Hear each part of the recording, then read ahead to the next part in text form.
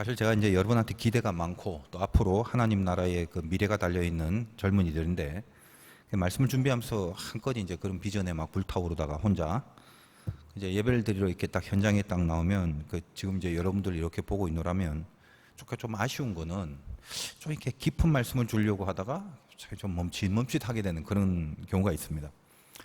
이제 산수를 알아야 수학을 할 건데 얘들이 지금 구구단이나 외우고 있을까? 이런 마음이 드는 거예요. 기분 나빠하지 말고 여러분에게 걸려있는 이 하나님 나라의 운명을 내가 묵상할 때마다 이게 너무나 귀하다 보니까 여러분 포지션이 참 소중하거든요. 소중한 게 아니라 거의 절대적이기 때문에 제 마음이 이게 참 애타는 마음이라서 그런 것 같아요. 여러분 이거 성경을 좀 읽어야 돼. 그러니까 깊은 말씀을 좋아하면 안 돼요. 그러니까 깊은 말씀 듣기 전에 기본 말씀을 알아야 되거든. 그러니까 기본 말씀이 안 돼 있으면 깊은 말씀이라는 게 의미가 없어져요. 지금 생각 중인데 뭐 실은 이제 여러 번 생각했지만 우리 젊은이 예배는 세 번역 성경으로 예배를 드릴까 이런 생각도 해보고 그러다가 또 뭐 아유 지금 성경이라도 한 번도 읽지도 않은 친구들이 거의 태반일 건데 뭐 그럴 필요가 있나 그런 마음이 들기도 하고 만감이 좀 교차하고 있습니다. 오늘 그냥 제가 뭐 가볍게 제안을 재미삼아 하는데 이런 제안이 이제 여러분들한테 뭔가 이제 불같은 동기부여가 되어 주었으면 좋겠다는 바람은 있지만 현실적으로 뭐 그러지 못할 것 같고 그래도 그냥 한번 이렇게 던져보기만 하는 게 앞으로 여러분 이렇게 성경을 쭉 일독하는 사람들에게는 뭔가 좀 소정의 선물을 주고 싶어요.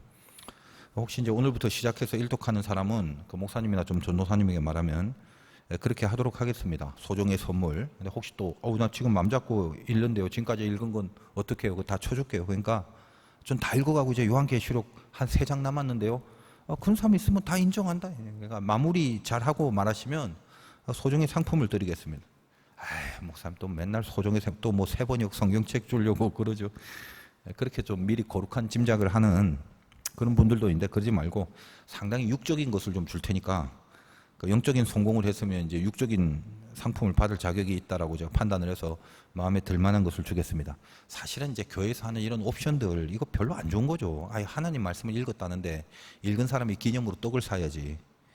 선물은 무슨 선물이냐. 그 말이 맞아요. 맞지만 제가 그렇게라도 하여간 여러분들을 뭔가 말씀의 사람으로 만들고자 하는 그런 안타까움으로 드리는 제안이니까 아무튼 시작하기를 바라고 그 뭐 성경 읽기 뭐 체크표 이런 거 있잖아. 없으면 뭐 전도사님이나 목사님한테 말하면 교회에 있으니까 그런 거 하나 이렇게 해서 체크해 가면서 다 하면 다 그 제출하고 선물 주세요. 뭐 자신 있게 그러면 소정의 육신의 선물, 영적 선물 말고 어떤 육적인 선물을 아무튼 드리도록 하겠습니다. 오늘 이제 본문은 모세가 이산가족 상봉하는 내용인데 대부분의 설교들이 여러분 뭐 대부분의 설교도 안 들어봤겠지만 이 부분 갖고 설교한 내용들은 가족들에 대한 관계, 뭐 가족 사랑 등등 그런 쪽으로 메시지를 많이 선포합니다. 틀렸다는 건 아니고 뭐 다 좋은 말이죠.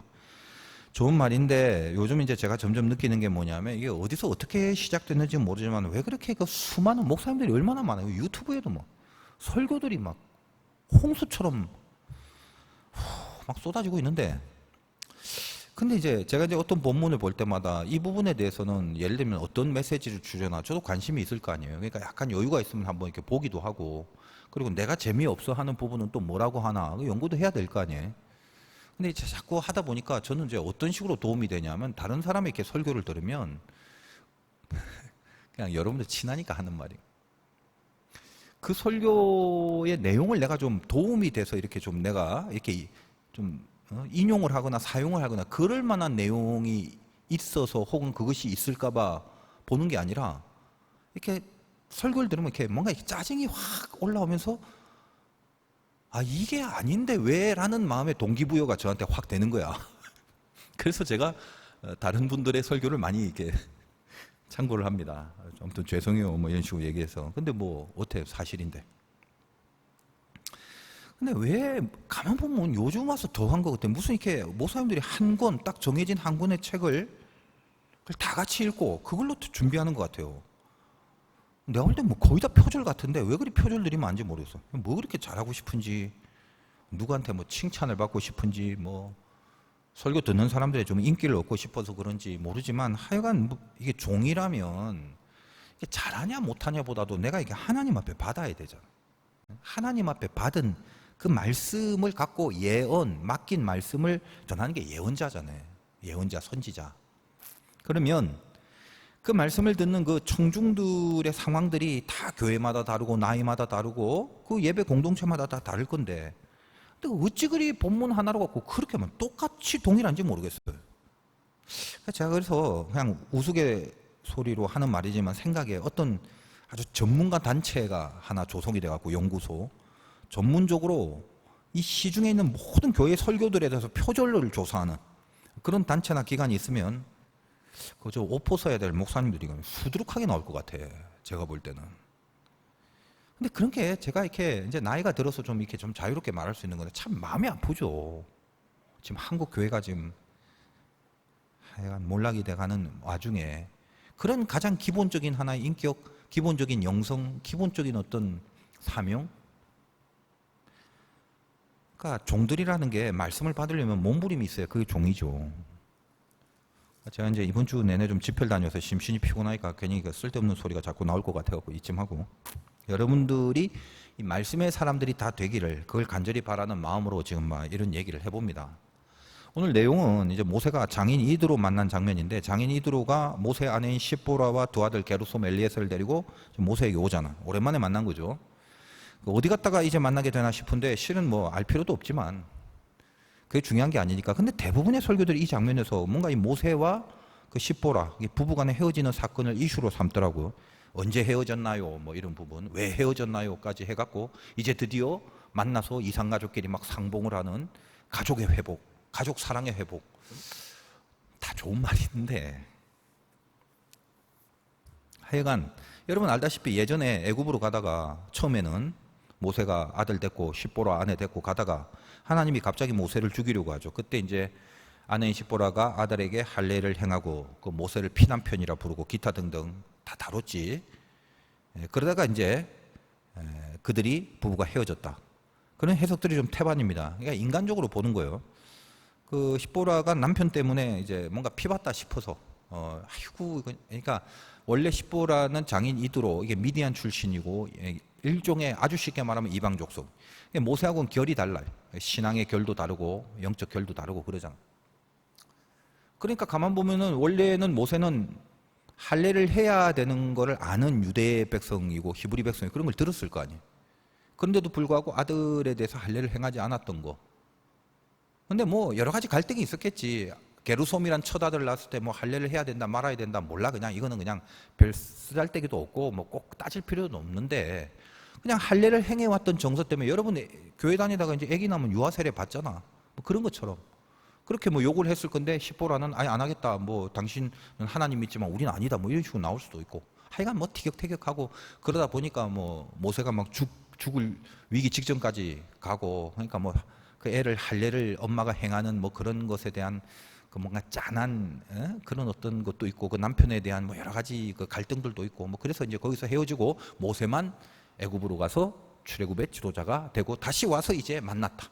그러니까 모든 일을 다 이루고 나서 뭔가 이제 가족이 이제 이산가족 상봉을 하듯 참 아름다운 화평과 화기애애한 가족으로 다시 뭐 거듭났다. 뭐 이런 식의 교훈이죠.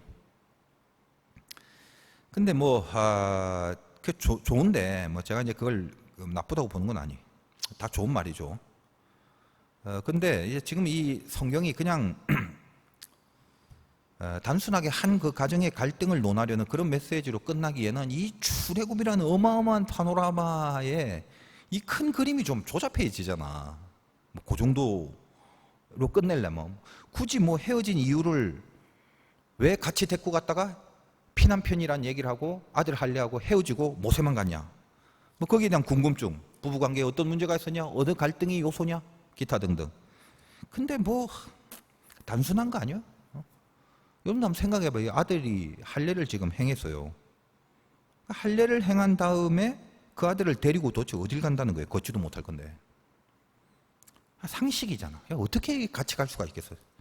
그러니까 모세와 십보라의 그 뭐 부부지간의 갈등이 뭔지 그런 걸 자꾸 이제 상상하고 해석하고 분석하려고 하는데 그런 것까지 분석할 여력이 없어요. 지금 이 커다란 출애굽의 큰 그림 속에는.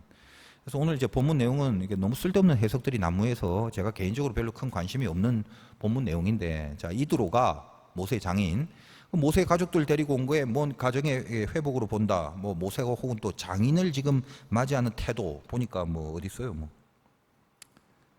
뭐 아주 그냥 잘 맞이하는 거지. 뭐 다 읽으려니까 너무 이게 길어서 7절 같은데 모세가 나가서 장인을 맞아 절하고 그에게 입 맞추고 서로 문 안 하고 함께 장막에 들어가서 뭐 어쩌고 저쩌고. 그러니까 이런 식으로 모세가 그래도 하나님 앞에 연단을 잘 받고 하나님의 사람으로 리더의 자격이 있다라는 거. 그래서 인격을 보면 안다. 장인을 맞이한 태도가 보니까 막 입 맞추고 저라고 상당히 예의 바른 인격적 사위의 모습이다. 그런 내용의 교훈을 또 말하는 설교도 있고. 그래서 예수 믿는 사람들은 장인 장모에게 혹은 시부모를 잘 모십시다. 뭐 그런 이제 설교도 있고. 다 맞는 말이죠. 근데 이게 무슨 뭐 가정의 달을 겨냥한 본문은 아닌데 뭐 일리가 있고 아름다운 교훈이긴 한데. 근데 어찌 다들 그렇게 이 가족사에 대한 관심을 가지고 있는지 설교들이 거의 다 비슷합니다. 제가 이제 다시 말하지만 비판하는 게 아니라 우리는 그것도 받아들이고 좋은 말이니까 조금 더 중요한 관점에서 접근을 해보도록 하는데 저번 시간에도 언급을 한 것 같이 큰 그림을 봐야 돼요. 그래서 이제 제가 여러분에게 기대도 많지만 깊은 말씀은 기본 말씀이 있어야 되기 때문에 높아심도 있어요. 그러니까 잘 한번 생각해. 큰 그림. 여러분 출애굽이란 역사는 세 부분이잖아. 애굽 탈출, 광야, 가나안. 요 코드는 뭐 영원불별. 실은 이제 우리가 18절장까지는 제가 여러분에게 좀 상세하게 설교도 했고 나름대로 여러분에게 좀 해석을 시키려고 애를 썼지만 그리고 스토리니까 납득이 되는데 19장, 20장 넘어가서 이제 굉장히 힘들어져요.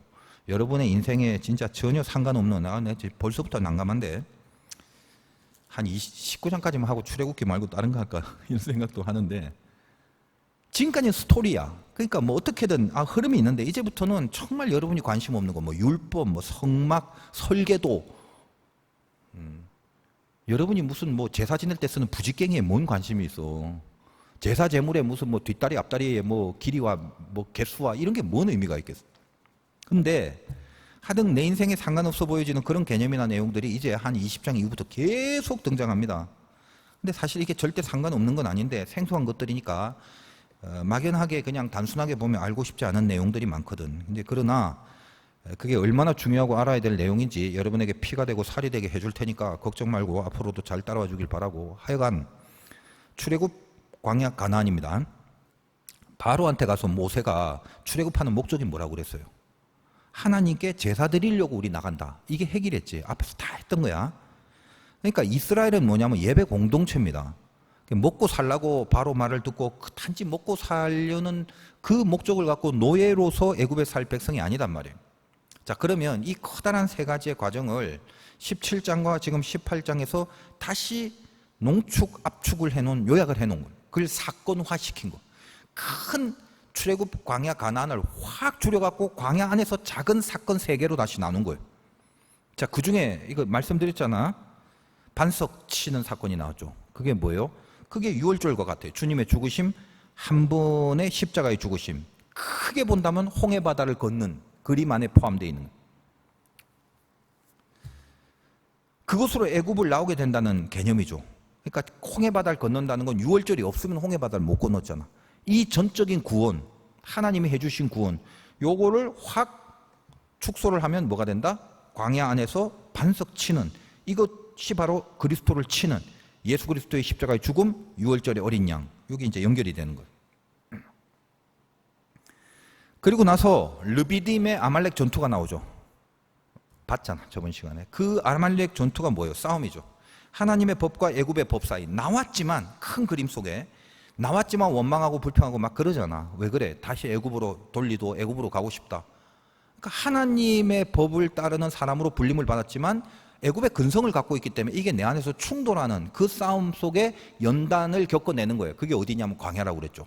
그 부분을 축소한 것이 17장, 18장 요 어근에서는 르비딤의 아말렉 전투로 등장하는 거고 있습니다.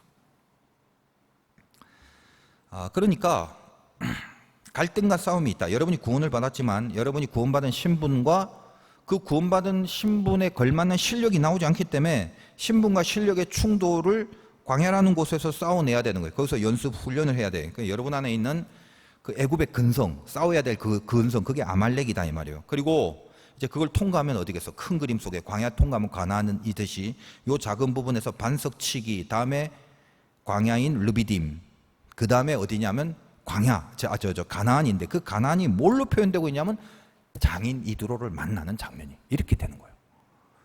그 큰 그림을 이해하고 이렇게 보는 관점은 저만 그렇게 보여요. 이런 해석은 이 세상에는 없어요. 저만 그렇게 보는데 맞다라고 생각하고 보시면 돼. 그래야 이 맥락이 풀려요. 가장 중요한 메시지가 뭔지를 알게 된다고. 그러니까 여러분이 기본 말씀을 모르면 제가 이렇게 깊이 얘기를 해도 모르잖아요. 그래서 내가 노파심이 생기니까 성경 좀 읽으라고 계속 얘기를 하는 거예요. 자, 한번 보세요. 광야를 통과하면 가나안인데 가나안은 뭐라고 그랬어? 애굽에서 이미 우리 나가서 뭐 한다? 예배 드린다. 그러니까 예배 공동체, 즉 예배를 하나님 앞에 온전히 드릴 수 있는 필드로서의 완성, 하나님의 백성으로 하나님의 통치를 받는 그 예배자의 온전한 모습, 그 하나님 나라, 이게 가나안이다 이 말. 그러니까 예배하는 곳, 출애굽의 목적이 이루어진 곳이죠. 바로 그 부분이 그럼 오늘 줄이면 장인 이두를 만나서 결국 뭘 하는지 보라고. 12절 18장 12절 모세의 장인 이드로가 번제물과 희생제물을 하나님께 가져오매 아론과 이스라엘 모든 장로가 와서 모세의 장인과 함께 하나님 앞에서 떡을 먹는다. 자, 번제와 희생제물이 뭐예요? 이거 하나님 앞에 또 떡을 먹는 화목제, 이 제사 지내는 거예요. 제사 지내는 거, 즉 예배를 드리게 된다 이 말이에요. 예배하는 거지. 그래서 이 흐름을 메시지화한 전체 그림을 줄여서 반석치기, 그 다음에 르비딤 다음에 이 가나안의 모습을 우리에게 상징화시키는 게 이 사건이에요. 뭐 이산가족 상봉 회복 뭐 다 좋은데 큰 그림 속에 왜 이 사건을 출애굽에서 이렇게 전해놨는 걸 알아야 뭔가 주려고 하는 핵심적인 게 더 정확해지겠죠.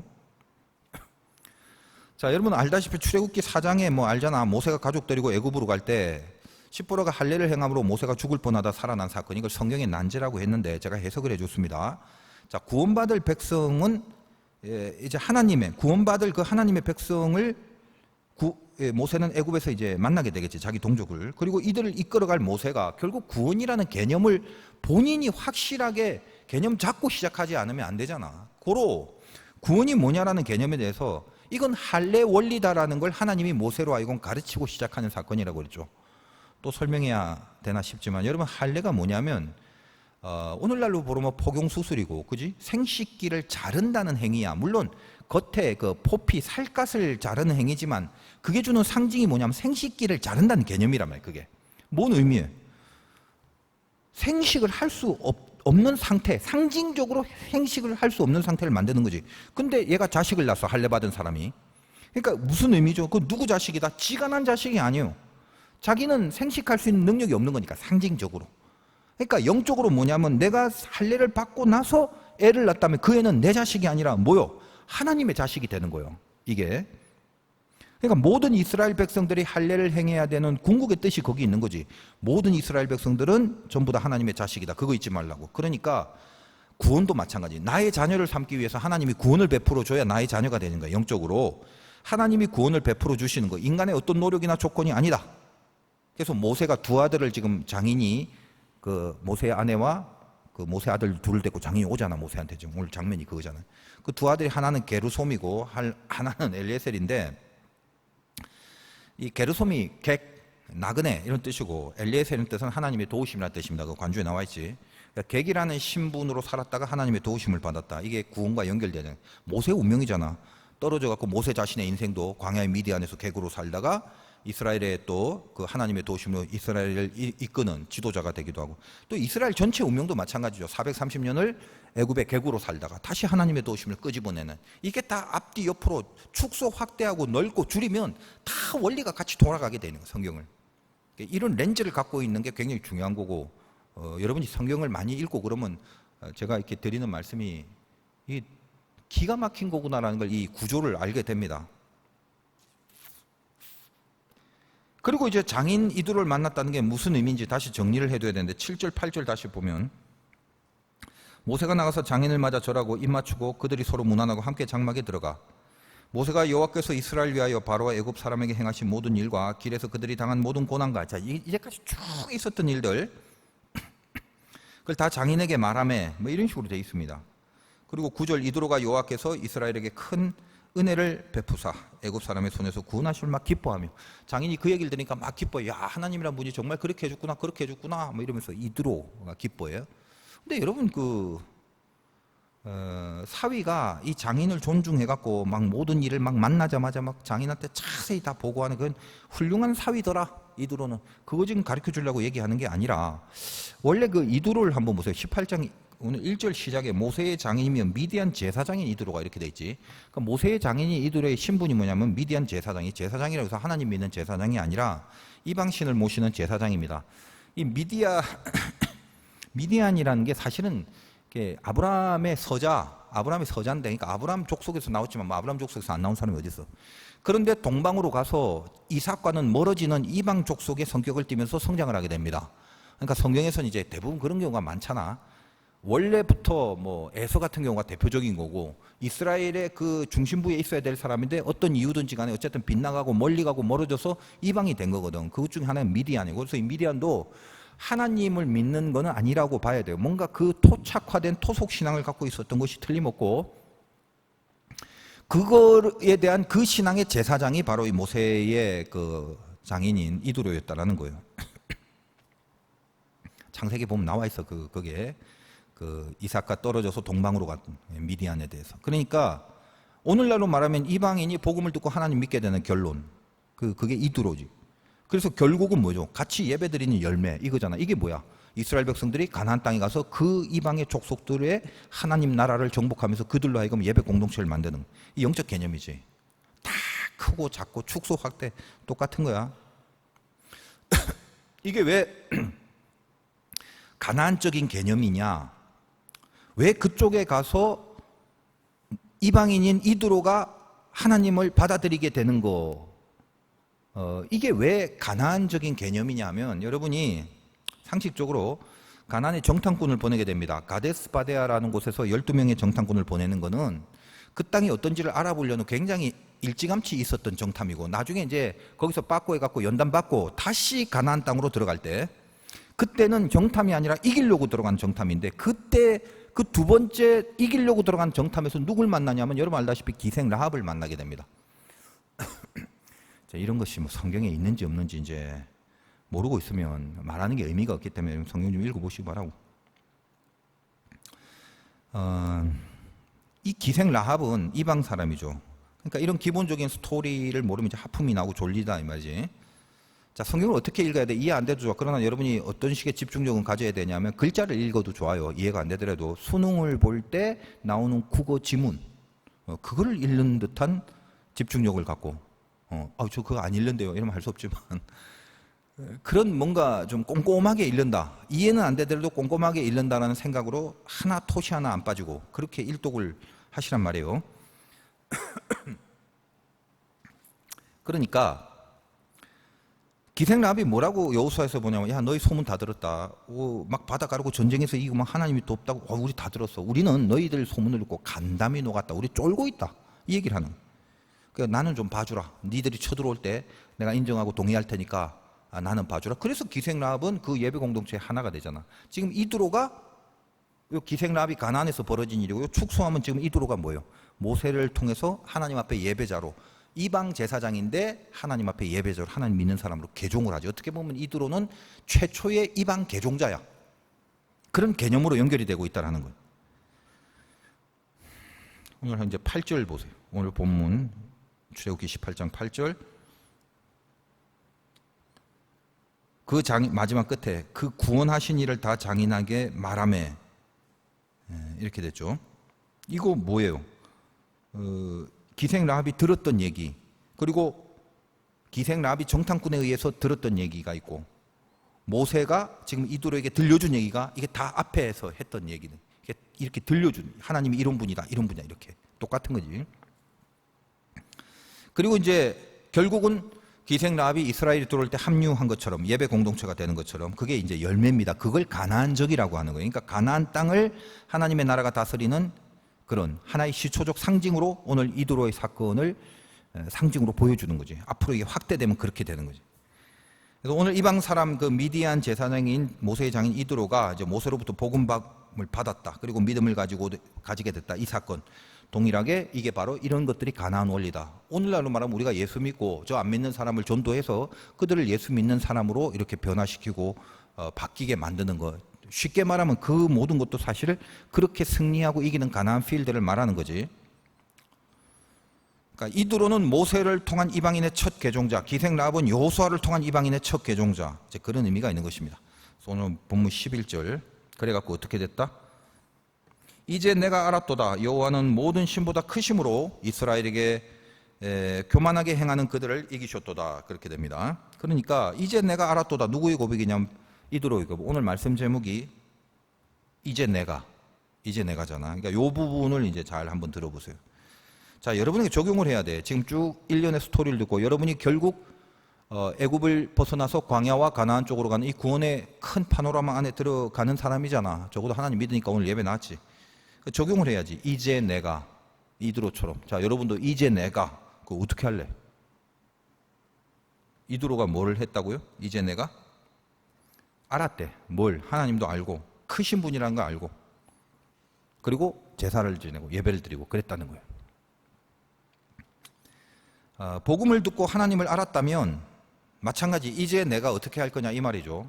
그리고 동시에 여러분들이 이제 영적인 이스라엘이니까 내가 복음을 들어서 이제 내가 라는 질문을 스스로에게도 하지만 동일하게 여러분을 만난 세상의 사람들이 여러분들의 말을 듣고 나서 그들이 속으로 여러분의 삶과 여러분의 말과 어떤 여러분과의 인격적 교제를 통해서 저 세상의 사람들도 여러분을 통해서 이제 내가라는 말을 하게 만들어야 되는 거지.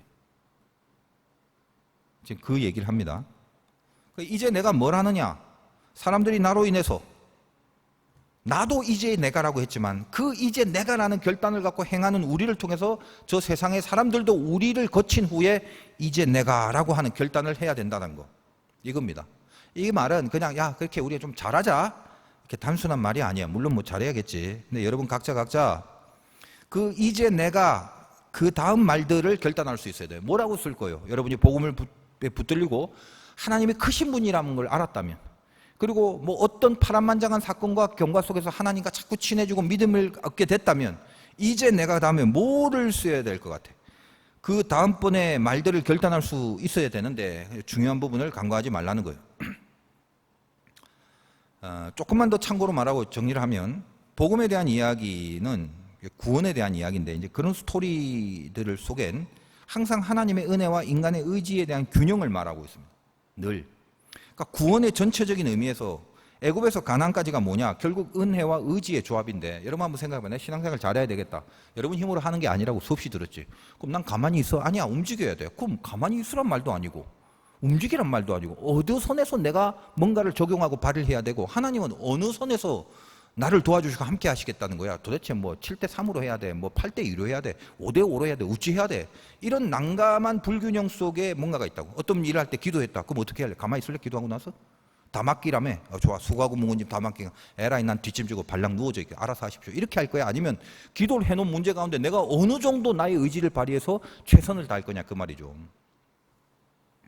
이런 것들이 여러분의 여러 가지 성향들, 어떤 사람 게으른 사람도 있고 어떤 사람 부지런한 사람도 있고 어떤 사람 초조한 사람도 있고 어떤 사람 뭐 그냥 널브러져 갖고 태만한 사람도 있고 각자의 취향과 성격에 따라서 이 하나님의 은혜와 인간의 의지 사이에 이 깜냥 조절이 다 틀리다. 그럼 그 어떤 게 정답이냐? 정답은 없어요. 하나님은 여러분 한 명 한 명의 모든 취향을 아시고 성격을 아시는 인격의 존재이시기 때문에 다 여러분과 맞춰서 다 맞춤 섭리를 하십니다. 그러나 중요한 건 하나님의 은혜와 여러분의 의지의 어떤 결합된 부분은 틀림없이 있어야 된다는 거예요. 그러니까 요거를 큰 하나의 공식과 원리를 알고 일단 들어가야 되는 거예요. 자, 여러분 보세요. 이 세 단계 중에서 늘 얘기하지. 구원이란 전체적 의미에서 자, 은혜와 의지의 조합이랬다. 여러분 광야라는 건 절대적으로 인간의 의지가 중요하다고 그랬고 출애굽은 뭐예요? 6월절, 여기서 6월절은 인간이 하는 게 아니잖아. 하나님이 전적으로 빼내왔기 때문에 이거는 전적인 은혜. 그리고 가나안은 뭐예요? 결국 어떤 인간이 광야에서 인간의 의지를 발휘하는데 성공한 사람들이 그 의지를 발휘하는 자들에게 이 하나님의 은혜가 더딥혀져서 의지 위에 하나님의 은혜가 결합된 상태를 가나안이라고 그래요. 뭐라 설명할 수 없어. 그럼 여기는 가나안은 의지로 하는 데야? 하나님의 은혜로 하는 거야.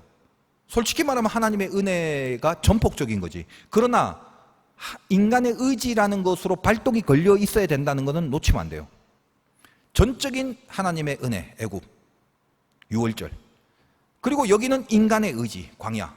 그리고 저기에는 그 전적인 하나님의 은혜가 폭발력을 갖기 위해서 인간의 의지가 발단이 되는 결합과 조화. 이게 중요하네요. 여기가 승리의 필드, 여기가 영광의 자리라는 거예요. 이걸 연습시키려고 광야에서 인간의 의지를 연단시켰다는 거지. 하나님의 은혜야 예나 지금이나 영원히 변치 않으니까. 홍해는 하나님이 그냥 갈라주셨죠. 자, 근데 한번 생각을 해봐. 나중에 물이 두 가지 나와. 여기 홍해도 나오고 저 가나안으로 들어가기 전에 요단강이 나오는데 이 두 가지는 굉장히 중요한 원리가 있습니다. 홍해라는 물은 애굽과 광야 사이의 경계, 다시 말하여 하나님의 은혜와 인간의 의지 사이의 경계예요. 그리고 이 바다를 건널 때는 인간은 아무것도 한 게 없어. 그냥 하나님이 다 갈라줬다고. 근데 이 광야에서 인간의 의지의 발휘를 연단하고 연습한 사람이 그 존재와 자격으로 가나안 땅으로 들어갈 때 요단은 그냥 갈라주지 않았어. 여러분 성경에 보면 제사장이 발을 하나 집어넣어야 돼요. 아, 이게 큰 차이예요. 안 집어넣으면 안 갈라져. 그럼 발 집어넣는 게 어려운 거야? 엄청 쉬워. 그 엄청 쉬운 발동을 걸려야, 그래도 엄청 쉽지만 그 발동이 걸려야 강이 갈라진다는 거예요. 이게 엄청난 걸 시사하고 있어요, 여러분이.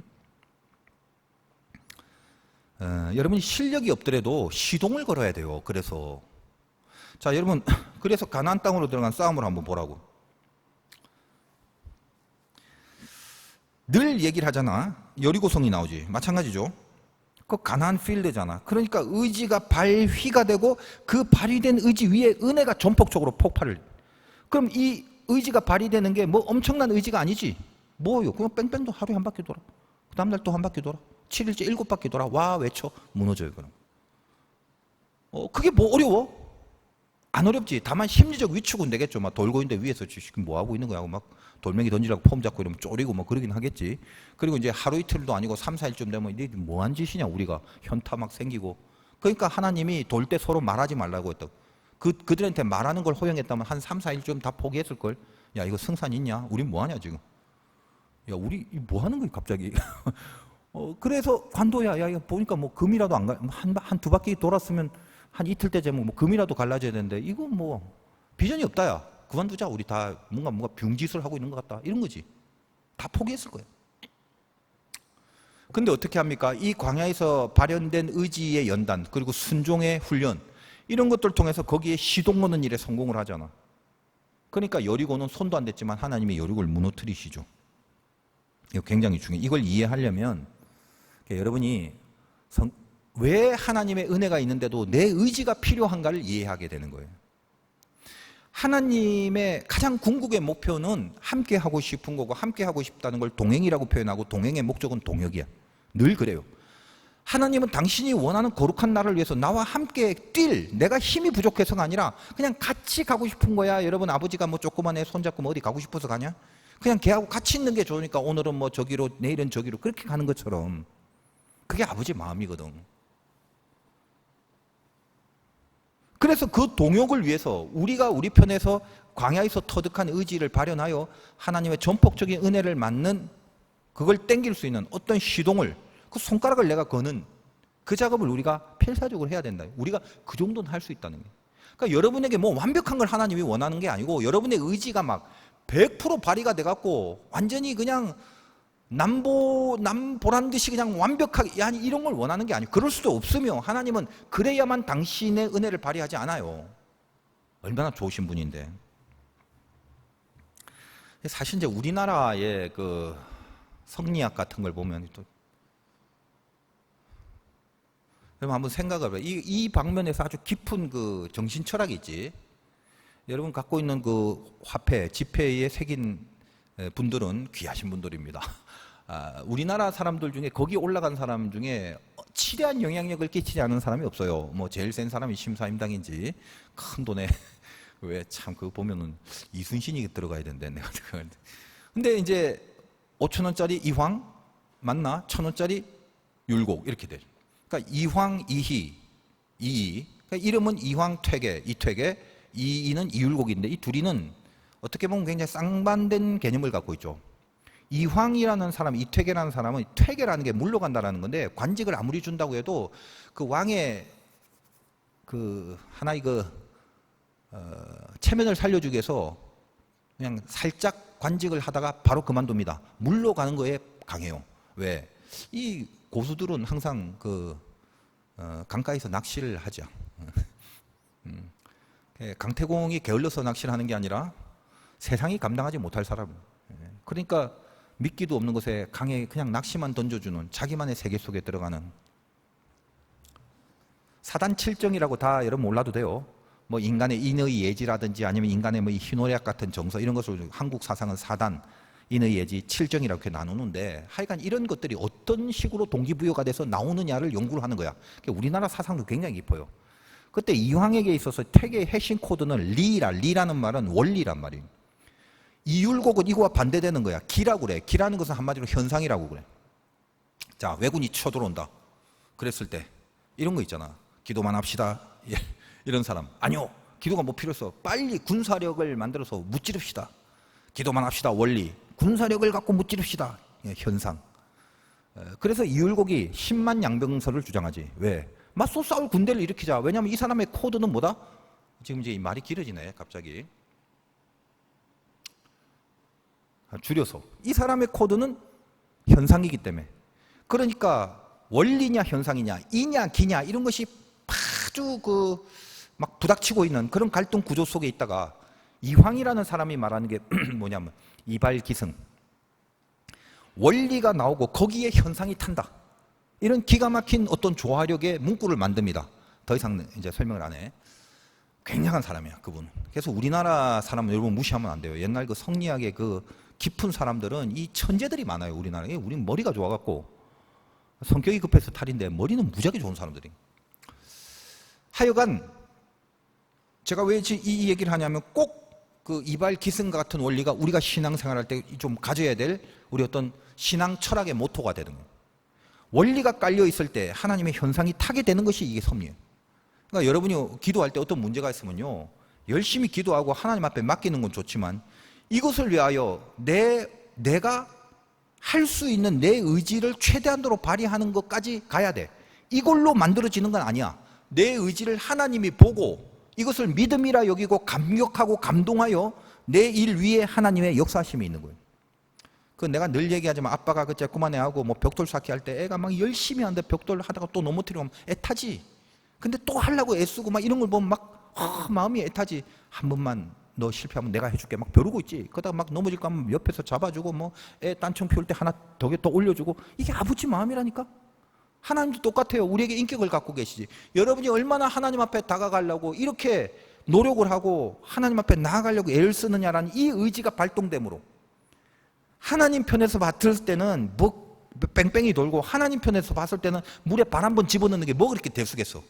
근데 그들 나름대로는 나름대로 믿음이 발휘돼야 될 거 아니고 물에 발 담그다가 빠지면 어떡해. 뺑뺑 돌다가 위에서 뭐 끓는 물 내리 부어갖고 머리 다 타면 어떡해. 뭔가 나름대로 지들 속에서 최선을 다하는 모습에 하나님이 그 위에 당신의 역사와 섭리를 펼치는 거죠. 그 얘기하는 겁니다. 그것이 완성의 세계입니다. 그래서 오늘 이 이드로를 만난 사건이 뭐 가족, 이상가족 상봉의 아름다운 가족 얘기로 봐도 상관없어요. 좋은 얘기지. 그러나 이 깊은 흐름이 지금 이 안에 있다는 걸 여러분이 이해하시고 깨달아서 여러분 오늘 문제 가운데 내가 이 문제를 하나님 앞에 맡긴다는 것과 그것과 동시에 그럼에도 내가 얼마나 최선을 다해야 된다는 것에 대한 이 합당한 동기가 이 말씀 속에서 나에게 다가와서 여러분에게 어떤 설명하지 못할 울림이 되고 그 조화들이 여러분에게 이루어지면 좋겠다는 거예요. 완전히 맡겼는데도 최선을 다해 다할 수 있다는 논리가 하나의 모순됨 없이 하나님이라는 인격과 나의 인격이 만나는 조합 속에서 그 사건과 역사가 이루어진다는 걸 깨닫게 된다면 다 맡기고 최선을 다한다는 것이 얼마나 중요한 조화라는 것을 여러분이 알게 될 것입니다. 그럴 수 있는 힘을 여러분이 가지시기 바라고, 기도할 때 내가 내는 내 편에서의 안간 힘이지만 하나님은 이걸 통해서 폭풍 같은 역사를 하시는 분이다라는 걸 잊지 마시고 기도까지 끝까지 가서 승리하시고 주님의 이름으로 축원드립니다.